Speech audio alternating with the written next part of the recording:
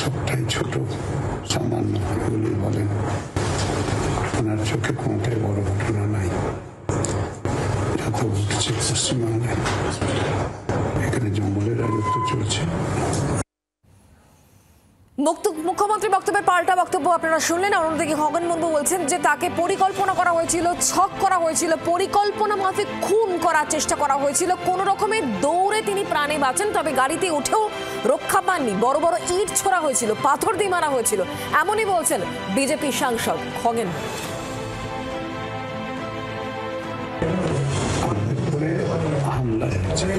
আচ্ছা,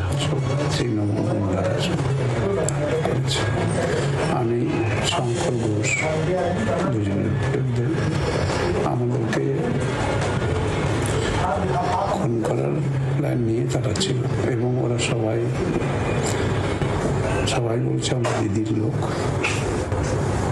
আমরা TMC, BJP, এখানে কেউ থাকবেন না, আপনারা এখান থেকে যান, নাহলে খারাপ হবে।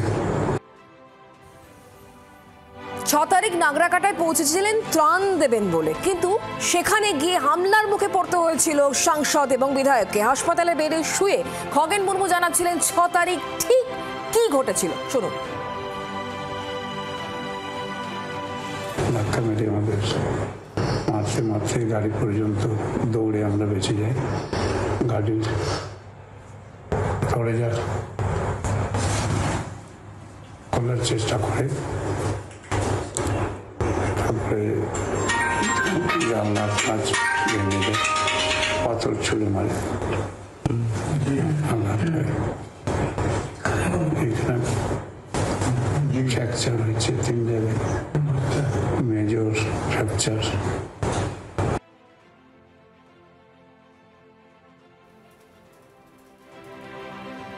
আর এই নাগরাকাটায় বিজেপি সাংসদ খগেন মুর্মুকে হামলার ঘটনার পর থেকেই সরব হয়েছিল বিজেপি। যারা হামলা করেছে তাদের গ্রেপ্তারির দাবিতে। ঘটনার 2 দিন পর 4 জনকে গ্রেপ্তার করেছে পুলিশ। গোবিন্দ শর্মা, আকরামুল হক নামে 2 জন রয়েছে, মোট 4 জনকে পুলিশ গ্রেপ্তার করেছে। এবং বিজেপি এই ঘটনায় যে এফআইআর দায়ের করেছিল সেখানে 12 জনের নামে এফআইআর দায়ের করা হয়েছিল, এবং গোটা ঘটনা তৃণমূলের পরিকল্পিত বলে দাবি করেছেন বিজেপি রাজ্য সভাপতি শ্রমিক ভট্টাচার্য। ঘটনার 2 দিনের মাথায় গ্রেপ্তার 4 জন। বিক্রম দাস আমাদের প্রতিনিধি রয়েছেন আমাদের সঙ্গে। বিক্রম, 4 জনকে গ্রেপ্তার করা হয়েছে, সব মিলিয়ে কি খবর? খগেন মুর্মু এবং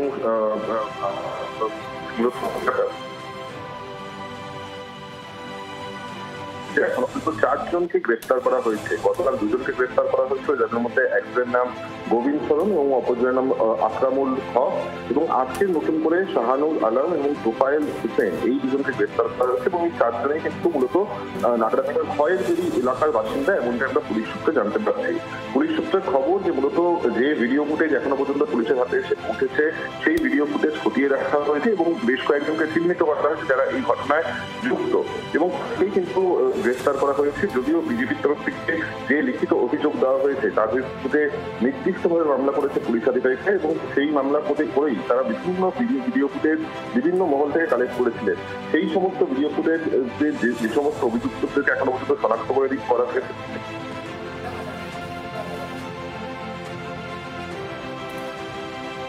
বিক্রম, ধন্যবাদ।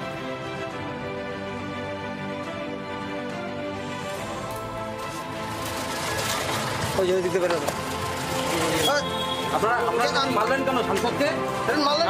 মারলেন কেন? এই যে সেদিন মারলেন কেন?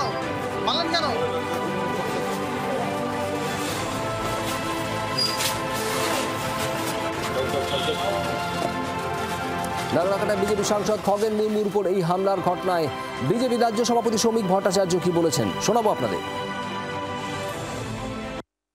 নাগরাকাটার ঘটনা প্রকাশ্যে জামাতদের নিয়ে, রোহিঙ্গাদের নিয়ে, বাংলাদেশি অনুপ্রবেশকারীদের নিয়ে ওখানে যে ওই কাজী বস্তি তৈরি হয়েছে তারা আক্রমণ করেছে।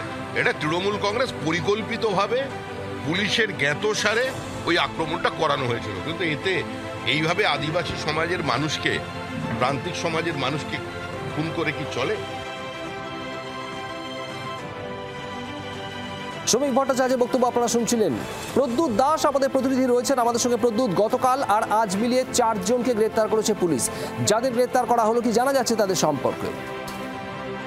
দেখো, নাগরাকাটাতে এই যে বিজেপি সাংসদ এবং এমএলএরা যে সেখানে ভিজিট করতে গেছিলেন, এই বন্যা দুর্গত মানুষের সাথে দেখা করতে গেছিলেন, সেখানে তাদের উপর আক্রমণ করা হয়েছে এবং আহত হয়েছে বেশ কয়েকজন। ওই ঘটনায় অভিযোগ দায়ের হতেই ইতিমধ্যেই 4 জনকে গ্রেপ্তার করা হয়েছে এবং জলপাইগুড়ি আদালতে তোলা হয়েছে।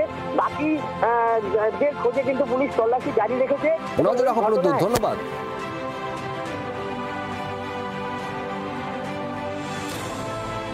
মুখ্যমন্ত্রী মমতা বন্দ্যোপাধ্যায় তিনি উত্তরবঙ্গ থেকে ফিরে অমিত শাহ কেন্দ্র স্বরাষ্ট্রমন্ত্রী তাকে রীতিমতো নিশানা করেন। আর এরই পাল্টা এবার জবাব দিল শ্রমিক ভট্টাচার্য। তিনি জবাব দিয়েছেন, তিনি জানিয়েছেন যে স্বাধীন ভারতে সব থেকে বড় ভোট কুশলী অমিত শাহ। অমিত শাহ অর্থাৎ কেন্দ্রীয় স্বরাষ্ট্রমন্ত্রী তিনি কত বড় প্লেয়ার মার্চ মাসে উনি সেটা বুঝবেন। বিজেপি রাজ্য সভাপতি শ্রমিক ভট্টাচার্যর এই মন্তব্য সামনে আসার পরই রীতিমতো জল্পনা শুরু হয়ে গেছে। কারণ মার্চ মাসকে সম্ভাব্য ভোট বা ভোটের আশেপাশের মাস হিসেবে ধরে নেওয়াই যায়। সব মিলিয়ে রাজনৈতিক মহলে জল্পনা কি বলেছেন বিজেপির রাজ্য সভাপতি শোনাবো। মুখ্যমন্ত্রী বলছেন সবটাই অমিত শাহর গেম প্ল্যান, বিজেপির game plan. Amit Shah game plan তো হবেই। অমিত শাহ হচ্ছে স্বাধীন ভারতের ইতিহাসে সবচেয়ে বড় ভোট স্ট্র্যাটেজিস্ট, জন্মায়নি কেউ। অমিত শাহ কত বড় প্লেয়ার উনি একটু পরে বুঝতে পারবেন মার্চ মাসে।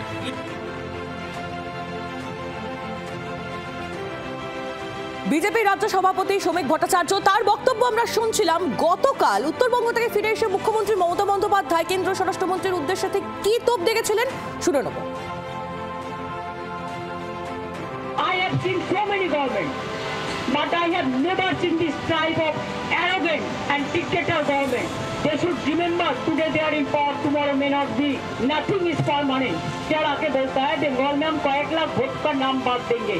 अभी natural calamity, rainy season, festival, इसमें 15 दिन का अंदर ऐसा या थोड़ा ही होता है, सबको नाम तुलना पड़ेगा।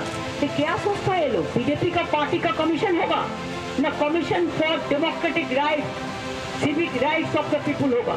ये पूरा अमित शाह का खेल है। उन्होंने तो एक्टिंग प्राइम मिनिस्टर का काम करते हैं, but prime minister knows everything. I am sorry to say, we can request the prime minister, don't trust Amit Shah always.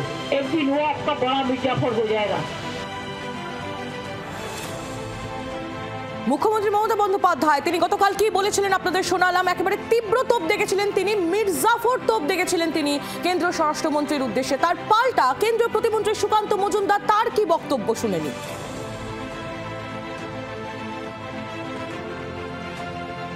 বাঙালি হিন্দুর কাছে সব থেকে বড় মির্জাফর হিসেবে হাজার হাজার বছর ধরে পরিচিত হয়ে থাকবেন মমতা বন্দ্যোপাধ্যায়, যিনি বাঙালি হিন্দুর এই হোমল্যান্ডকে ইসলামিক স্টেটে পরিণত করার চেষ্টা করছেন। আর এবার যে খবরের দিকে নজর রাখতে হচ্ছে, বঙ্গে ভোটের দামামা বাজিয়ে দিল কমিশন। এসআইআর শেষ হওয়ার পরে বিধানসভা ভোট 3 জেলার সঙ্গে বৈঠকে এই বিষয়ে জানিয়েছে কমিশন। প্রস্তুত থাকতে হবে সবাইকে। জেলা শাসক ইআরও এবং ডিইআরওদের সঙ্গে বৈঠকের পর এমনটাই জানানো হয়েছে কমিশনের তরফ থেকে। নির্বাচন কমিশন সূত্রে এমনটাই খবর পাওয়া যাচ্ছে। এসআইআর শেষ হবে এবং তারপরেই বিধানসভা নির্বাচন হতে চলেছে, এমনটাই নির্বাচন কমিশন সূত্রে খবর পাওয়া যাচ্ছে। আজ 3 জেলা ডিএমদের সঙ্গে বৈঠক এবং সেই বৈঠকের প্রথম ধাপ ইতিমধ্যেই সম্পন্ন হয়েছে। বঙ্গে ভোটের দামামা বাজিয়ে দিল commission. SIR special intensive division শেষ হওয়ার পরই বিধানসভা ভোট 3 জেলার সঙ্গে বৈঠকের পর জানিয়েছে কমিশন।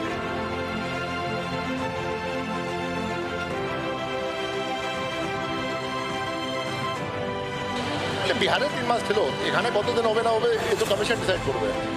স্যার মোটামুটি ওরকমই একটা টাইম ফ্রেম তো দিতেই হবে। নিশ্চয়ই ওর কাছে টাইম তো দিতেই হবে। আমাদের যে ফেস আছে, যে পাবলিককে ফেস করবে ওটা বিএলও আছে।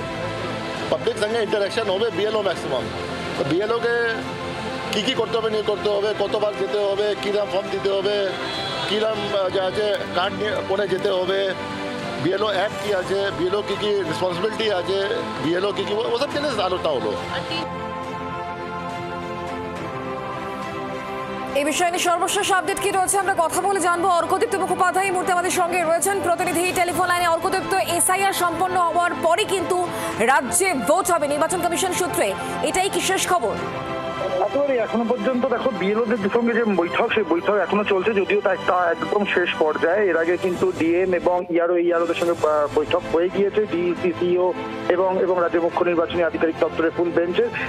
এসআইআর এর পরেই ভোট হবে এবং সবাইকে সেই মর্মেই কিন্তু প্রস্তুত থাকার নির্দেশ দেওয়া হয়েছে, এমনটাই সূত্র মারফত আমরা জানতে পারছি।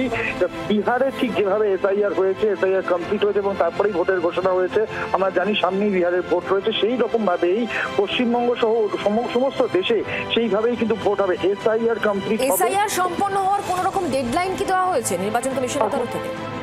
এখনো পর্যন্ত না।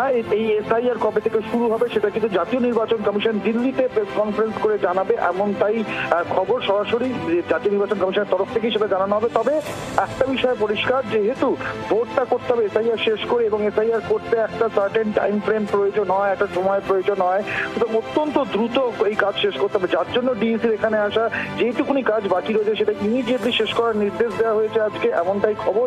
এবং তারপরে সকলকে কিন্তু প্রস্তুত থাকতে বলে যে এসআইআর এর কাজে যাতে কোনো গাফিলতি না হয়, কোনো রকম খামতি না থাকে, সেই বিষয়ে জানানো হয়েছে সকলকে, এমনটাই জানা যাচ্ছে। ফলে এসআইআর হবে খুব তাড়াতাড়ি এবং অন্যান্য সময় আমরা যেটা দেখেছি যে নভেম্বরে রোল রিভিশন হয়, সেই জায়গাতেই হয়তো।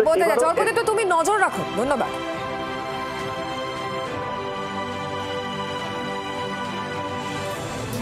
আইএসএফকে তোপ দেখেছেন শওকত মোল্লা, একবারে তীব্র তোপ শওকত মোল্লা। তিনি বলছেন বিজেপির টাকা ছাড়া আইএসএফ চলবে না এবং আইএসএফ এর নেতারা নওশাদ সিদ্দিকী, আব্বাস সিদ্দিকীরা তারা বিজেপির সঙ্গে বৈঠক করেছেন। কাঁথি, কোলাঘাট, এমনকি ফুরফুরা শরীফেও বৈঠক করেছেন বিজেপির নেতাদের সঙ্গে আইএসএফ নেতারা, এমনটাই দাবি ক্যানিং পূর্বের তৃণমূল বিধায়ক, ভাঙড়ের পর্যবেক্ষক শওকত মোল্লা। তিনি বলছেন বিজেপির টাকা ছাড়া আইএসএফ চলে না।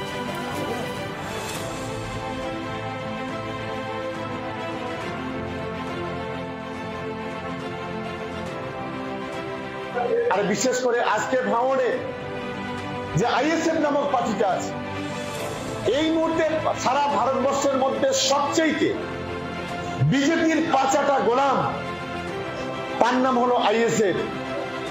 আইএসএফ এর যিনি বিধায়ক আর এই বিধায়কের ভাই প্রতিদিন প্রতিনিয়ত কোলাঘাটে বসে বিজেপির সঙ্গে মিটিং করে, প্রতিদিন প্রতিনিয়ত কখনো কাঁথিতে মিটিং, কখনো ফুরফুরা শরীফে মিটিং।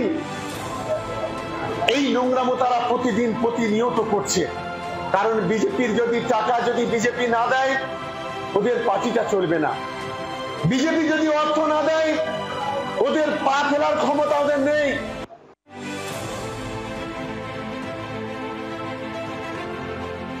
শওকত মোল্লার এই বক্তব্য আর এর প্রতিক্রিয়ায় কি বলেছেন আইএসএফ বিধায়ক নওশাদ সিদ্দিকী আপনাদের শোনাবো এবং বিজেপির প্রতিক্রিয়াও শোনাবো। বিজেপি নেতা দেবজিৎ সরকারের বক্তব্য।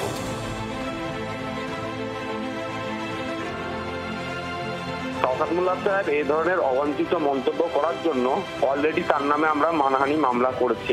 বলেছিল এত টাকা তত টাকা আমরা নিয়েছি বিজেপির কাছ থেকে, তার প্রমাণ কোর্টে গিয়ে দেওয়ার জন্য।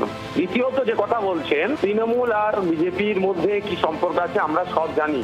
কদিন আগেই আবার নতুন করে বিজেপির রাজ্য সভাপতি শ্রমিক ভট্টাচার্য বললেন লেবার রুমে যদি বিজেপির দুই বর্ষীয় নেতা না থাকতো তৃণমূলের জন্ম হতো না।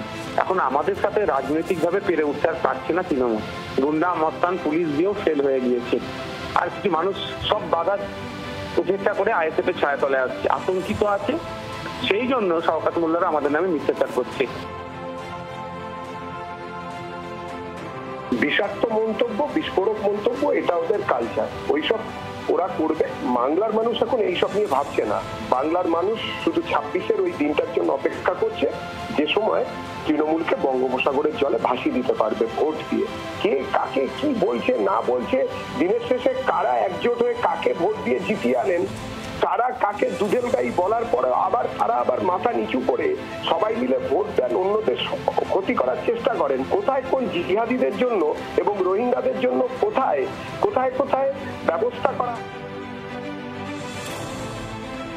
এবার মিরিকের ছবি আপনাদের দেখাবো। মৃত্যুপুরী মিরিকের একেবারে গ্রাউন্ড জিরোয় জি 24 ঘন্টা ধ্বংসের তাণ্ডবের ক্ষত চিহ্ন সেখানে, যেখানে ধসে 4 জনের মৃত্যুও হয়েছে।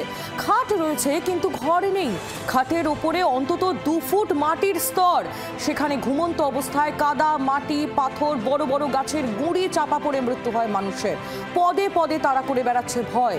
চোখ বুঝলেই ভেসে আসছে ভয়াবহ সেই রাতের স্মৃতি।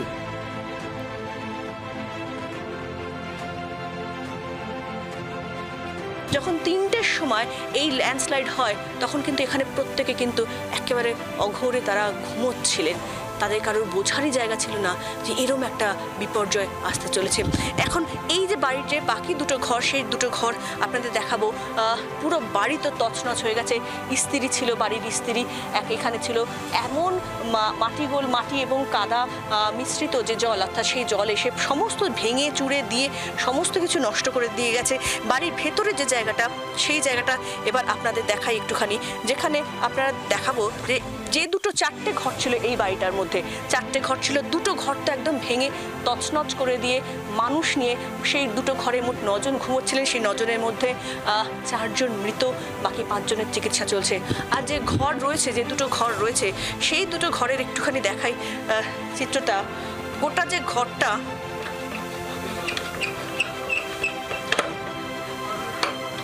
এই যে ঘর, গোটা যে ঘর দেখুন, ঘরের মধ্যে ভর্তি কাদা, একেবারে ভর্তি কাদা। এইখানে মানে ঢোকার অবস্থা নেই, পুরো কাদা জল একদম ভর্তি হয়ে রয়েছে ঘরে। সেভাবে কিন্তু যে কাদা স্রোত নেমেছিল, যার সঙ্গে বড় বড় পাথর, তার সঙ্গে ছিল গাছের বড় বড় গুঁড়ি, সব কিছু নিয়ে কিন্তু 2টো ঘর একেবারে ভেঙে চুরে মানুষজন নিয়ে তা বেরিয়ে গেছে। আর এই যে ঘরগুলো, যে 2টো ঘর রয়েছে, সেই ঘরের মধ্যে ভর্তি কিন্তু কাদা, মাটি, জল, সমস্ত আসবাবপত্রে একেবারে রয়েছে। যে অবস্থায়, সেখান থেকে কিভাবে এগুলোকে উদ্ধার করা হবে, কিভাবে কি করা হবে, এখানকার মানুষরা তারা কিন্তু জানেন না। তা এই যে ঘরে আমরা রয়েছি, সেখানকার প্রত্যেকে এই মুহূর্তে রিলিফ ক্যাম্পে রয়েছেন। সেখানে তাদের ব্যবস্থা করা হচ্ছে, থাকা খাওয়ার ব্যবস্থা করা হচ্ছে। সরকারের পক্ষ থেকে তারা বলছেন যে তারা বাড়ি তৈরি করে দেবেন। কিন্তু এই মুহূর্তে যে ভয়াবহ স্মৃতি এদের প্রত্যেকের মনে, তার সত্যি সত্যি আদৌ ওরা কতদিনে ভুলতে পারবেন, বা আদৌ ভুলতে পারবেন কিনা, সেটাই বড় প্রশ্ন। যেখানে বাড়ি গেছে, ঘর গেছে, জিনিসপত্র গেছে, আর গেছে কাছের মানুষরাও। জি 24 ঘন্টার জন্য ক্যামেরা জয়ন্তের সঙ্গে শ্রেয়সী, মেরিক।